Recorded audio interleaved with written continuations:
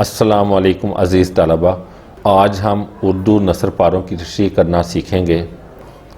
ये बोर्ड के पेपर में तीसरा सवाल है, 9th का भी और 10th का भी, और 9th और 10th दोनों का एक ही मेथड है। इसे सीखने के बाद दोनों क्लासों को यकसा फ़ायदा हासिल होगा। 9th के पास पेपर में से सवाल नंबर 3 को ये मैंने काटा है। लिखा है दर्ज झैल नसर पारों की तशरीह कीजिए, सबक का उन्वान, मुसन्निफ़ का नाम और ख़त कशीदा अल्फाज के मानी भी लिखिए। वो बच्चे जिनको समझ नहीं आ रही होती कि हम इस सवाल की हेडिंग्स क्या बनाएं, उनको बनी बनाई हेडिंग्स सारी सवाल के अंदर ही मिल जाती हैं। ये देखें, नसर पारों की तशरीह मेन हेडिंग भी आपको यहाँ मिल गई, सबक का उन्वान दूसरी हेडिंग मिल गई, मुसन्निफ़ का नाम तीसरी हेडिंग मिल गई, ख़त कशीदा अल्फाज के मानी चौथी हेडिंग मिल गई, और तशरीह आपने इसके बाद लिखना होता है। हेडिंग्स तो आपको बनी बनाई क्वेश्चन के अंदर से मिल गई। बजाय इसके कि आप कुछ नया ट्राई करें और अल्फाज बदल के खुद से करें और उसमें गलती कर जाएं, ज़्यादा बेहतर यही है कि सवाल के अंदर से ही आप हेडिंग्स जो हैं वो निकाल लें। अब वापस आते हैं नसर पारे की तरफ। ये मिर्ज़ा गालिब के अदात व खसाइल से मैंने लिया है। मुरव्वत और लिहाज मिर्ज़ा की तबीयत में बदरजा गायत था। यहाँ से लेके अब ना आंख से अच्छी तरह सूझे और ना हाथ से अच्छी तरह लिखा जाए, ये पैराग्राफ है। सबसे पहले हमने सवाल का नंबर दे लिया जो कि मार्कर से देना है। उसके बाद नसर पारों की तशरीह लिख दिया। ये मेन हेडिंग हमें वहीं से मिल गई थी सवाल के अंदर से। उसके बाद हमने देखना है कि कौन सा पैराग्राफ हमें करना है, अलिफ करना है या बे करना है। अलिफ करना है तो अलिफ लिख लें और पहले के 3-4 अल्फाज, उसके बाद खाली जगह थोड़ी बनाएं और आखिरी 3-4 अल्फाज लिख दें। एक ही लाइन के अंदर इसको कवर कर दें। उसके बाद हवाला मतन लिखें। हवाला मतन में 2 चीज़ें होती हैं, एक सबक का उन्वान, दूसरा मुसन्निफ़ का नाम। ये मैंने कहाँ से लिया, आपको अभी थोड़ी देर पहले सवाल दिखाया। सबक का उन्वान और मुसन्निफ़ का नाम दोनों चीज़ें रिक्वायर्ड थी उस सवाल के अंदर, वहीं से हमने इसको लेना है, अलहदा से हमें लिखने की ज़रूरत नहीं है।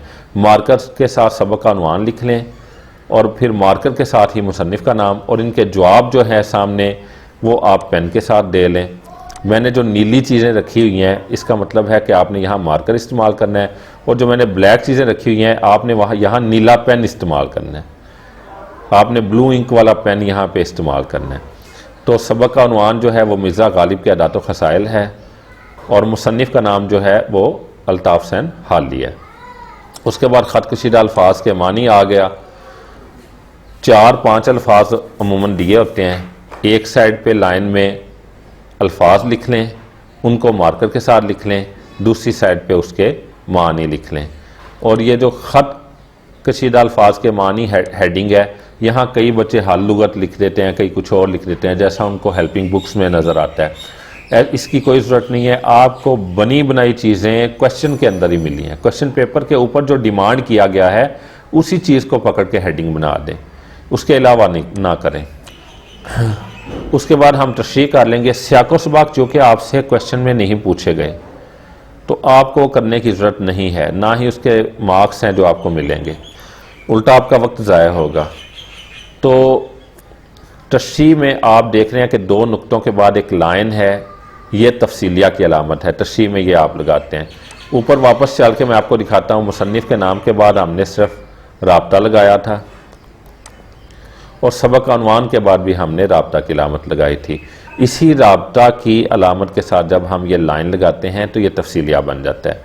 तो अल्ताफ़ हुसैन हाली मिर्ज़ा गालिब की शागिर्दी में रहे हैं, इन्हें गालिब से मुस्तफ़ीद होने का मौका हासिल हो चुका है। तो जाहिर बात है कि वो मिर्ज़ा के बारे में सुनी सुनाई बातों से ज़्यादा जानते थे। दर्ज वाला इक़्तिबास में वो गालिब के बामुरव्वत होने की अजीम सिफ़त के बारे में बताते हैं। गालिब इस कदर बालिहाज थे कि किसी को अशार की तशरीह से इस उम्र में भी इनकार नहीं करते थे। जब वो नहीफ़ हो चुके थे, उनके हाथों में इतनी ताकत ना थी कि वो इसला बरे ख़त लिख पाते। राशा था उनके हाथों में, आँखों की बिनाई मुतासर हो चुकी थी, जिस वजह से लिखना उनको बहुत दुश्वार था। इस तरह से तशरीह करते हुए आप आगे बढ़ते जाएं और आप देखें कि मुझे अब यहाँ एक कोटेशन याद आ गई है, एक मिसरा याद आ गया कि मिर्ज़ा गालिब की तबीयत जैसे लोग या उनके मिजाज जैसे लोग आजकल हमें नहीं मिलते। तो आप वो कोटेशन या वो मिसरा लिख दें मार्कर के साथ। अब कहाँ लोग इस तबीयत के, अगर आपको ये मिसरा लफ्ज़ ब लफ्ज़ आता है तो आप इसे इन्वर्टेड कॉमास में, जिसे हम उर्दू में वावैन बोलते हैं, उसमें लिखें और मार्कर के साथ लिखें। उसके बाद मैंने चंद एक लाइन्स इस पैराग्राफ में से एज इट इज़ उन्हीं अल्फाज के साथ दोबारा लिखी हैं। इसे भी आप इन्वर्टेड कॉमास में यानी वावैन के अंदर लिखें और मार्कर के साथ लिखें। इस बात का इजहार उन्होंने अपने एक दोस्त के साथ इन लफ्ज़ों में किया। तो ये वही लफ्ज़ हैं जो किताब में मौजूद है और जो पैराग्राफ आपको मिल चुका है उस पर क्वेश्चन पेपर पे, वहाँ से मैंने चंद अल्फाज दोबारा कोड किए, तो इसलिए यहाँ मार्कर का इस्तेमाल किया और वावैन का इस्तेमाल किया।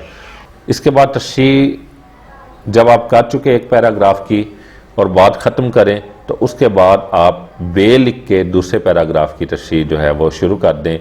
अज़ीज़ तलबा, ये तरीका है नसर पारे की तशरीह करने का। इस तरह से आप एक नसर पारा करने के बाद 5 नंबर हासिल कर लेते हैं, दूसरा जब करेंगे तो आपको 10 नंबर मिल जाएंगे। मैंने नसर पारों की तशरीह इसलिए हेडिंग दी कि हमें पेपर में 2 नसर पारों की तशरीह करनी होती है।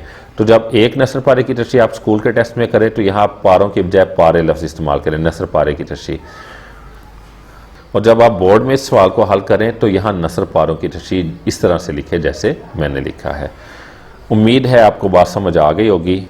अगर आपको कुछ पूछना है, मज़ीद इन्फॉर्मेशन दरकार है, तो आप मुझे व्हाट्सएप कर लीजिए। बहुत शुक्रिया। अस्सलाम वालेकुम। अल्लाह हाफिज़।